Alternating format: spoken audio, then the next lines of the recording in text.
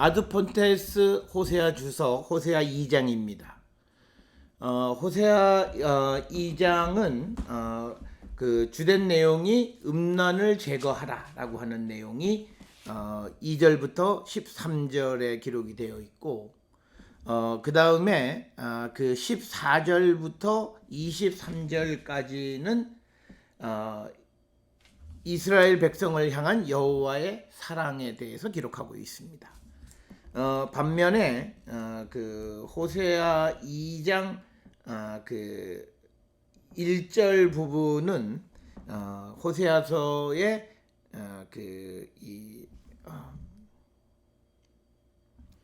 앞부분하고 이렇게 관계가 되어져 있다. 1장 그것은 히브리어 원문상의 분류가 그렇게 되어 있다라고 하는 겁니다.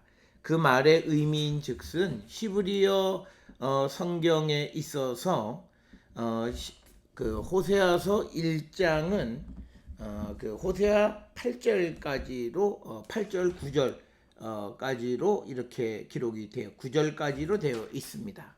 그런데 우리 성경은 10절 11절까지 두 절이 더 많죠. 그래서 히브리어 성경에서는 우리말 성경의 1장 10절이 2장 1절이다라고 하는 거예요. 그래서 지금 여러분들이 보시는 이 책에 여기 텍스트에 보게 되면 2장 1 가로 열고 2장 3절 이 말은 뭐냐면 우리말 성경에서 2장 1절로 기록되어 있지만 이거는 한글이죠. 그런데 히브리어에서는 2장 3절이다. 그래서 원문을 보면 여기가 1절, 이거는 우리말 성경 한글에서 2장 1절. 그런데 여기 히브리어서에서의 3절, 이거는 히브리어서에서는 3절이다. 그래서 우리가 아는 것은 호세아서 전체는 똑같아요. 그러나 장절을 나눌 때 있어서 히브리어 원문 성경과 우리말 성경의 장절 구분에 있어서는 약간의 차이가 있다라고 하는 것을 우리가 상식적으로 이해하시면 되겠습니다. 따라서 오늘 우리가 함께 읽는 너희 형제에게 안미라 하고 너희 자매에게는 루하마라 하라 라고 하는 2장 1절은 히브리어 성경에서는 2장 3절의 말씀이다 라고 하는 것, 그 의미를 여러분들이 기억을 하시면 되겠습니다. 자, 이제 그 호세아 1장과 2장은 상황이 급변한 상황을 보여줍니다. 특별히 1장에서는 이스라엘 백성들에게 로 암미, 로 루하마 이렇게 기록이 되어 있습니다. 그래서 호세아 1장 6절에서는 로 루하마라고 하는 그런 이름을 주라고 말씀하고 있지만, 그런데 이제 지금 또 1장 9절에서는 로 암미, 그런데 이제 2장 1절 거기에서는 너희 형제에게 암미, 그 다음에 루하마로 하라라고 하는 거죠. 그러면 앞에서 우리가 보았던 1장 9절의 로 암미, 로 암미, 여기에서 뭐가 없어지면 로가 빠진 거죠. 로는 영어의 노나 not이란 뜻이에요. 나의 백성이 아니다라고 하는 건데 여기서 로를 빼버리니까 나의 백성이 되는 거고, 그 다음에 루하마도 로 루하마, 여기에 이제 루하마가 되어 있죠. 자비.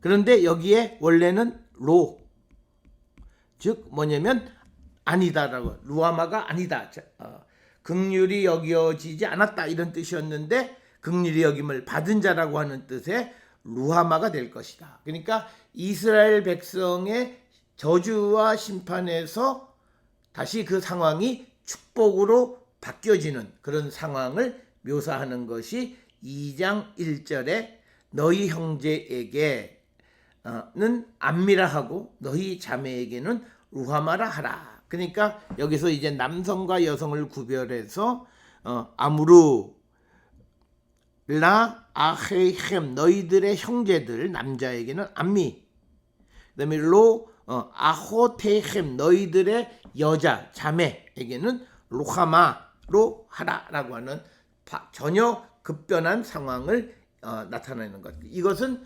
여호와의 하나님의 긍휼을 입었기 때문이다. 그리고 이스라엘이 하나님의 백성이 되었다. 이것은 바로 한마디로 뭐냐면 하나님과 이스라엘의 관계가 회복되었음을 보여주는 것. 그래서 로 암미가 암미, 로 루하마가 루하마로 바뀌었다라고 하는 것이 2장 1절의 말씀이 되겠습니다. 자, 이제 2장 2절로부터 그 이스라엘 백성들에게 이제 그 음란을 제거하라라고 하는 말씀이 되겠습니다. 2장 그 2절에 너희는 너희 어머니와 논쟁하라. 그는 내 아내가 아니요 나는 그의 남편이 아니라. 그가 그의 얼굴에서 음란을 제하고 그의 유방에서 음행을 제하게 하라라고 하는 거죠. 자, 지금 상황을 설명하는 것이 뭐냐면은 요 전반부입니다. 뭐냐면 내 아내가 아니고 나는 그의 남편이 아니다라고 하는 거예요. 그러니까 아내와 남편이 있는데 아내는 이스라엘이죠. 남편은 호세아 이건 하나님. 이거는 고멜이죠. 그런데 남편이 아내에게 대해서 너는 내 아내가 아니다. 관계가 깨졌다는 거죠. 그리고 나는 너의 남편도 아니다라고 하는 거예요. 그러면서 강조하는 게 뭐냐면 그가 그의 얼굴에서 음란을 제하라라고 음란 그리고 음행을 제거하라라고 하는 두 가지 단어를 강조하고 있습니다. 자, 여기서 우리에게 가르쳐주는 말씀의 핵심은 뭐냐면 음란한 자는 하나님의 백성이 될 수 없다. 그래서 음란을 제거하라라고 하는 거죠. 그러니까 오늘날로 이야기하면 죄인으로서는 하나님 백성이 될 수 없다. 그래서 이게 죄인이 예수 그리스도를 통해 죄를 자복함으로 하나님의 백성이 된다라고 하는 거예요. 그래서 중요한 것은 음란을 제거하지 않으면 하나님의 백성이 되어질 수 없다라고 하는 거예요. 그래서 2장 2절에 너희 어머니와 논쟁하라라고 하는 거예요. 리브 웨 임햄 리브 이거죠. 그러니까 이것은 뭐냐면 마치 리브라고 하는 단어, 이 단어는 재판을 받을 때에 어떤 논쟁하는 그런 모습을 나타내는 거예요. 그래서 그 어머니와 그 논쟁을 하라라고 하는 거고, 그는 내 아내가 아니요 나는 그 남편이 아니야. 하나님과 이스라엘의 계약적 관계의 파기를 나타내는 거죠. 아내와 남편, 그다음에 제사장 나라와 이스라엘의 하나님, 이 관계, 계약적 관계가 파기된 것을 얘기하는 것이 내 아내가 아니요 나는 그의 남편이 아니다. 그 원인은 이스라엘의 음란으로 말미암은 것이다 라고 하는 겁니다. 그래서 그는 내 아내가 아니요 라고 하는 것은 법적으로 이혼할 때 사용하는 법률적 용어입니다. 그래서 이스라엘이 음행과 음란이라고 하는 스누님이라고 하는 거죠. 이거는 성적인 문란함. 그다음에 음행은 나아프핌, 이건 간음을 얘기하는 거예요. 그러니까 성적으로 문란해서 그 간음을 이루는 거죠. 그래서 여기에서 얘기하는 것은 음란이라고 하는 것은 상태죠. 그래서 음행이라고 하는 행동이죠. 그러니까 의도와 행동을 모두 제거하라는 거죠. 그래야 악을 모양도 담지 말라는 거예요. 의도, 그 다음에 그걸 행하는 행동이죠. 그러니까 두 가지를 다, 음란과 음행이라고 하는 것은 뭐냐면 음란은 성적으로 문란한 상태, 그걸 제거하고, 그 다음에 그 음란한 성적으로 문란한 상태에서 행하는 행동, 음행도 음란과 음행과 두 가지 다를 제거하라라고 하는 거죠. 그래서 이것이 그렇게 되어질 때 정화된다라고 하는 거죠. 그래서 우리가 마음으로 믿고 입으로 시인한다라고 하는 게 바로 이거예요. 마음으로 믿는 것, 내면적인 결단, 입으로 시인한다라고 하는 행동, 이 두 가지. 그래서 제거를 통한 정화의 방법을 제시해 주는 거죠. 그래서 종교적으로 음란과 음행은 이스라엘이 다른 신을 찾아가는 것, 특히 바알을 찾아가는 것을 음란, 음행이다 이렇게 이야기하면서 이 어떤 그 우상 숭배를 금하는 내용들을 이렇게 상징적으로 사용합니다. 우리가 구약과 신약에 있어서 소위 정화 방법의 차이가 있습니다. 굉장히 중요한 거예요. 구약에서는 배척하는 거죠. 죄인을 심판하는 거죠. 그런데 신약에서 예수님의 방법은 인클루시브예요. 포용하는 거죠. 그래서 죄인의 회개와 용서. 그래서 이 포용이라고 하는 것은 변화를 이야기하는 거고, 그 다음에 구약적인 개념의 어떤 배척은 분리를 얘기하는 거죠. 그런데 오늘 우리가 살아가는 시대에서 예수께서 우리에게 가르쳐 주신 정화의 방법은 포용을 통한 변화를 기다리라고 하는 그런 말씀이 되겠습니다. 자, 3절에 그렇지 아니하면 내가 그를 벌거벗겨서 그 나던 날과 같게 할 것이요 그로 광야같이 되게 하며 마른 땅같이 되게 하여 목말라 죽게 할 것이다. 그러니까 뭐냐면 음란과 음행을 제거하지 않으면 하나님께서 그 여자를 완전히 메말라 버리게 만드실 것이다 라고 하는 그런 말씀이 됩니다. 오늘 주시는 이 3절에서는 여성을 땅으로 이미지화 했다라고 하는 겁니다. 그래서 그 음란과 음행을 제거하지 않으면 벌거벗겨지고 광야같이 되고 목말라 죽게 된다라고 하는 것은 땅이 메말라서 어떤 열매를 내지 못하는 것, 그것에 대한 상징적 표현이다. 그래서 이것은요, 우리가 성적인 타락, 이 성적으로 타락한 자는 성적인 부끄러움을 당하게 된다라고 하는 것을 반영하고 있고, 이와 유사한 것은 에스겔 23장 29절에도 기록이 되어져 있습니다. 벌거벗김이라고 하는 표현, 벌거벗겨서라고 하는 것은 하나님의 심판이 임하는 대상에서 나타나는 현상이에요. 이것이 호세아 2장 3절 또는 2장 9절, 아모스 2장 16절, 또 미가 1장 8절, 또 나훔 2장 7절, 3장 5절 이런 데에서 나타나고, 전도서 3장 15절은 3절과 같이 벌거벗김을 모태에서 태어났던 그 모습으로 얘기하는 거죠. 그래서 3절에 그를 벌거벗겨서 그 나던 날과 같게 할 것이다 이렇게 이야기하고, 그래서 그로 광야 같게 되게 하며 마른 땅같이 되게 하여 목말라 죽게 할 것이다. 그래서 여자가 마른 땅과 같이 된다는 것은 여성으로서의 생산성을 끊어버린다라고 하는 그런 의미로 사용을 하고 있다라고 하는 겁니다. 자, 그래서 2장 3절에서는 음란과 음행을 제거하지 않는 것에 대한 부정적 결과에 대해서 언급하고 있고, 이건 당사자에게 나타나는 거고, 그 다음에 이제 4절에서는 내가 그의 자녀를 긍휼히 여기지 아니하리니 이는 그들이 음란한 자식들을 임이니라. 그래서 4절은 그 후손에 대한 거죠. 그러니까 3절은 음란한 당사자에 대한 거죠. 근데 4절은 후손에 대한 겁니다. 그 후손에 대한 것 중에 가장 큰 건 뭐냐면 긍휼히 여기지 않는다. 긍휼히 여김을 받지 못한다라고 하는 겁니다. 그 이유는 음란한 자식들이기 때문이다라고 하는 겁니다. 여기서 그들이 음란한 자식이기 때문이다라고 하는 말의 의미는 뭐냐면 음행하는 어머니처럼 부끄러움을 모르는 자식들이라는 것을 그런 의미를 내포하고 있습니다. 그러니까 음란한 자식들에 대한 부정적 생각을 갖는 이유는 음행을 하는 자들이 그 음행을 부끄러워하지 않듯이 그것을 본 자녀들도 부끄러워하지 않는다라고. 그래서 그들이 긍휼히 여김을 받지 못한다라고 하는 그 개념을 설명하고 있는 말씀이 되겠습니다.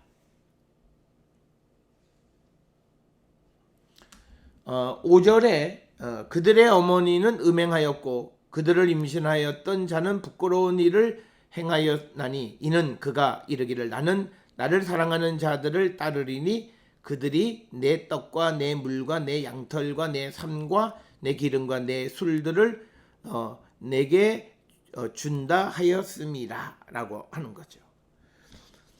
그래서 5절에서 강조하는 것은 뭐냐면 그 어머니의 그 창녀짓, 그래서 어머니가 나를 사랑하는 자를 따라가는 것, 즉 하나님을 버리고 우상을 숭배하는 것을 의미하는 표현들입니다. 그래서 이 구절은 조상들의 죄를 지적함으로 그 후손도 부정하다는 죄의 연좌제적인 사고를 그대로 나타내는 것이 5절입니다. 그래서 이 이스라엘 사람들이 다른 신들이 자신의 떡과 물과 양털과 상과 기름 그리고 술들을 준다고 믿었던 것, 그것이 이제 우상 숭배의 그 원인이 되었다라고 하는 거죠. 이것은 뭐냐면 오늘 우리가 살고 있는 시대에 우리에게 주어진 것이 하나님이 주신 것임을 고백하지 않을 때 우리는 결국은 우상 숭배하는 것과 같은 거다라고 하는 거예요. 그러니까 이스라엘 사람은 이것이 바알이 주었다라고 믿었듯이 또는 오늘날 우리가 살고 있으면서 우리가 얻은 것이 하나님 주신 것임을 고백하지 못할 때 결국 그것이 우상을 섬기는 것과 같다라고 하는 거고요. 그래서 6절에 그러므로 내가 가시로 그 길을 막으며 담을 쌓아 그로 그 길을 찾지 못하게 하리니, 즉 하나님께서 이스라엘 백성들이 바알을 찾지 못하도록 그 길을 막으시겠다라고 하는 거죠.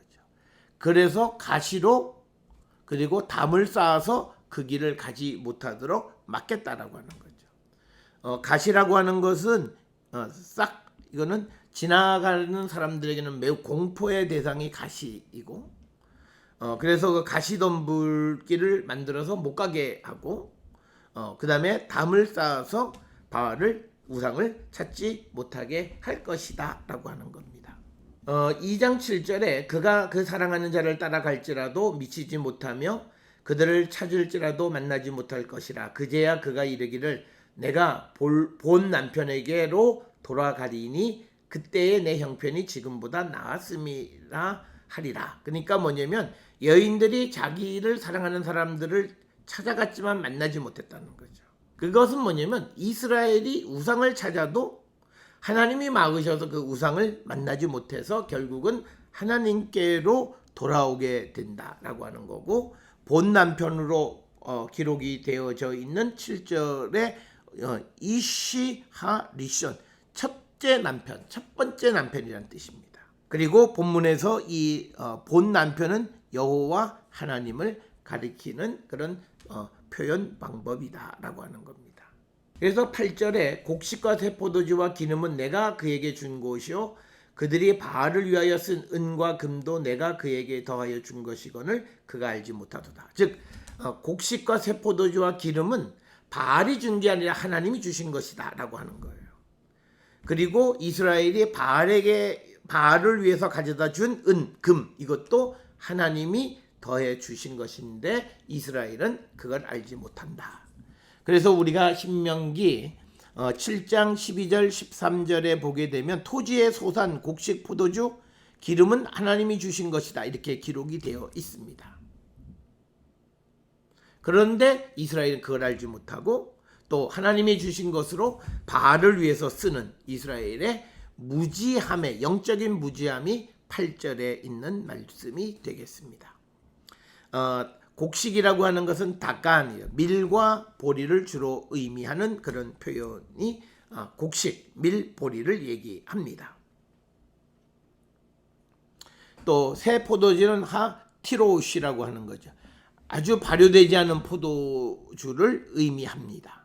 그 다음에 이제 기름인 이츠할, 이거는 올리브 기름을 얘기하고 이스라엘의 지중해 지역에서는 그 올리브를 생산하는 많은 산업시설이 발견되어져 있다.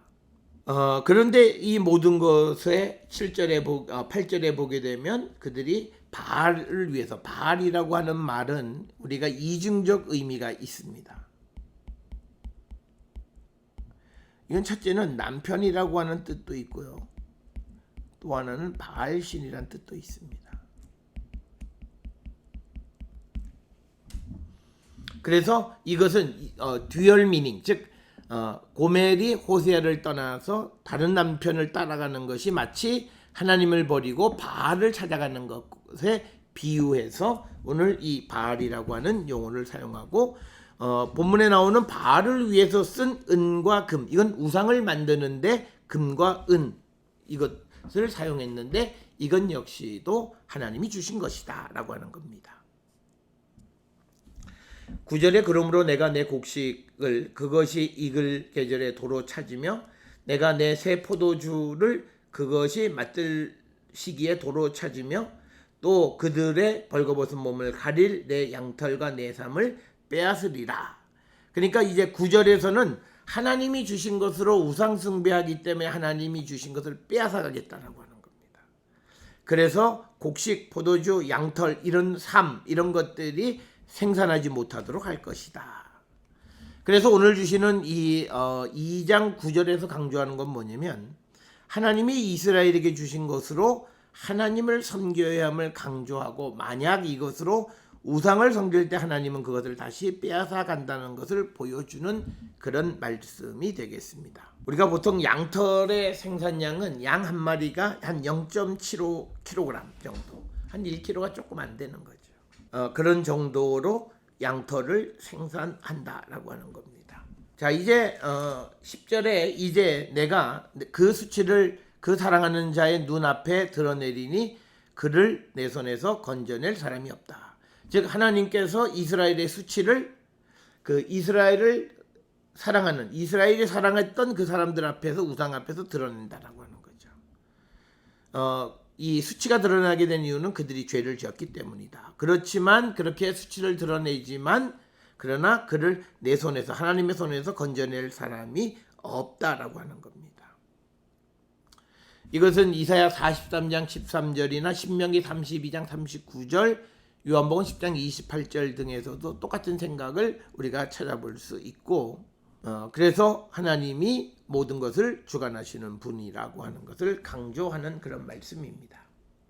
따라서 11절에 내가 그의 모든 희락과 절기와 월삭과 안식일과 모든 명절을 폐하겠고 라고 하는 거죠. 이 말은 하나님께 드리는 제사를 받지 않겠다는 거예요. 절기라고 하는 말은 하그라고 하는 거고, 명절이라고 하는 말은 절기, 그리고 명절은 모에드라는 뜻입니다. 페스티벌. 그래서 우리가 구약 시대 때의 이스라엘 사람들의 종교적인 절기를 크게 두 가지, 절기와 명절로. 절기에 해당하는 6월 7절 초막 3대 절기. 그다음에 명절에 해당하는 것이 이제 안식일, 월삭, 새해, 대속절 이런 것들이 명절, 모에드에 모에드에 속한다. 이렇게 설명을 드릴 수 있습니다. 12절에 그가 전에 이르기를 이것은 나를 사랑하는 자들이 내게 준 값이라 하던 그 포도나무와 무화과나무를 거칠게 하여 수풀이 되게 하며 들짐승들에게 먹게 하리라. 즉 뭐냐면 이스라엘이 나를 사랑하는 자들, 즉 바알이 내게 준 것이라고 했던 그 포도나무 무화과를 다 거칠게 말라 비틀어져서 수풀이 되게 할 것이다. 그래서 이걸 통해서 뭐냐면 하나님이 주셨다라고 하는 것을 알게 하기 위한 것이다 라고 하는, 포도와 무화과라고 하는 것은 고대 이스라엘에서는 하나님이 주시는 부귀와 번영의 상징이 포도와 무화과 나무예요. 그런데 그것을 바알이 줬다고 고백하는 자들에게 그것을 전부 다 멸망시키시겠다라고 하는 거예요. 그래서 거칠게 하겠다, 이렇게 거칠게 하다, 황폐하게 하겠다라고 하는 그런 말이 되겠습니다. 13절 그가 귀고리와 폐물로 장식하고 그가 사랑하는 자를 따라가서 나를 잊어버리고 향을 살라 바알들을 섬긴 시일대로 내가 그에게 벌을 주리라. 여호와의 말씀이다. 여기서 강조하는 것이 뭐냐면 동태복수적인 거죠. 즉 그들이 행한 대로 갚으신다는 거죠. 바알을 섬긴 시일대로 그에게 벌을 주리라. 그 날짜대로 벌 주신다. 동태복수적. 그래서 몸을 치장하고 향을 살라 바알을 섬겼다라고 하는데 하나님을 위해서 만든 향은 하나님을 위해서만 써야 되는데 그걸 어겼다라고 하는 거죠. 그래서 13절에 있는 말씀은 출애굽기 20장 5절에 우상에게 절하지 말라는 것뿐만 아니라 출애굽기 30장 37절에 향을 우상을 위해서 피울 수 없다고 되어 있는 그런 모든 것들을 어겼다라고 하는 겁니다. 자, 네젬이라고 하는 귀고리는 대부분의 신의 모습을 형성한 것들이 많습니다. 그래서 창세기 35장 4절에서도 보면 귀고리를 땅에 묻는다라고 하는 그런 표현은 그런 내용과 밀접한 관련이 있는 그런 말씀이다라고 하는 겁니다. 따라서 이 2장 13절에서 이 하나님께서 우상을 섬기는 이스라엘을 복수하시겠다라고 하는 겁니다. 자, 그런 2장 1절부터 13절까지 음행을 제거하라고 하는 것에 대한 강조의 말씀이 있는데 이제 2장 14절부터 23절에서는 하나님이 이스라엘을 사랑하기 때문에 멸망하지 않는다라고 하는 그 하나님의 절대적 사랑이 선포되어진 부분이기도 합니다.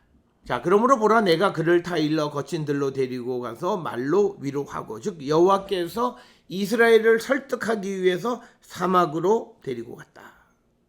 거친 들로 데리고 갔다라고 하는 겁니다.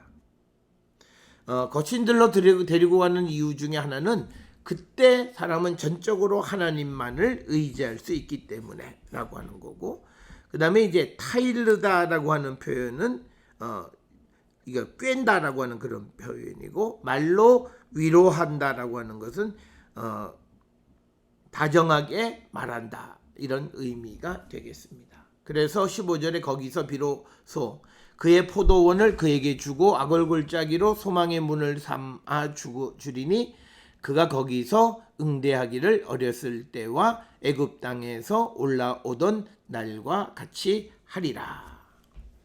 자, 그래서 이 15절에 있는 말씀의 의미는 악얼굴짜기가 소망의 문이 되어지는 그런 하나님의 사랑이 회복되었을 때 나타나는 현상이라는 거죠. 그래서 페타흐 티크바 즉 소망의 문이라는 뜻이고 오늘날에는 텔라비브 근처 지역에 있는 지명이기도 합니다. 에멕 아코르라고 하는 것, 이것이 어디냐라고 하는 것은 정확하게 알 수 없어요. 그래서 어떤 이들은 여리고 근처다 이렇게 말하기도 합니다. 그런데 악월골짜기로 소망의 문을 삼는다라고 하는 거죠. 애굽 땅에서 올라오던 날과 같게 할 것이다라고 하는 것. 그래서 잠언 호세아 2장 15절에서는 하나님의 사랑이 회복되었을 때 악월골짜기로 상징되는 환난, 슬픔, 불행이 소망의 문으로 바뀐다라고 하는 것을 가르쳐주는 그런 말씀이 되겠습니다. 자, 그 다음에 이제 16절에서 여호와께서 이르시되 그날에 내가 나를 내 남편이라 일컫고 다시는 내 바알이라 일컫지 아니하리라. 자, 하나님께서 이 이스라엘에 대한 회복을 말씀하시는 부분. 그래서 이제 15절에서 악월골짜기가 소망의 문이 되고 하니까 이제 이스라엘이 여호와를 자기의 남편이라고 부르고 다시는 바알이라 부르지 않게 하실 것이다 라고 하는 것. 그래서 이스라엘에 대한 하나님의 사랑을 베푸심으로 이스라엘과 관계가 회복되어짐을 보여주고 있는 그런 말씀이고요. 오늘 주시는 말씀에서 바이옴하후라고 하는 말은 종말론적인 본문입니다. 언제인지는 모르지만 하나님이 정하신 그때라고 하는 거죠. 그런데 오늘 여기에서는 하나님의 구원이 선포되는 때, 나를 남편이라 일컫고 다시는 내 바알이라 일컫지 아니하리라. 그래서 이것은 출애굽기 23장 13절에 다른 신의 이름을 부르지도 말고 내 입에서 들리게도 하지 말지니라는 말씀이 이제 이루어진다. 그래서 사람의 입에 다른 신의 이름이 있는 것은 하나님과의 관계가 깨어졌기 때문이라는 거죠. 그런데 이제 하나님이 회복하시면 이제는 다른 신의 이름이 들리지 않게 될 것이다 라고 하는 겁니다. 호세아 2장 17절에 내가 바알들의 이름을 그 입에서 제거하여 다시는 그의 이름을 기억하여 부르는 일이 없게 하리라. 그래서 이것은 앞에서 말씀 설명드렸던 출애굽기 23장 13절에 다른 신의 이름을 부르지도 말라라고 하는 거고, 또 스가랴 13장 2절에 보면 우상의 이름이 이 땅에서 완전히 끊어질 것이다.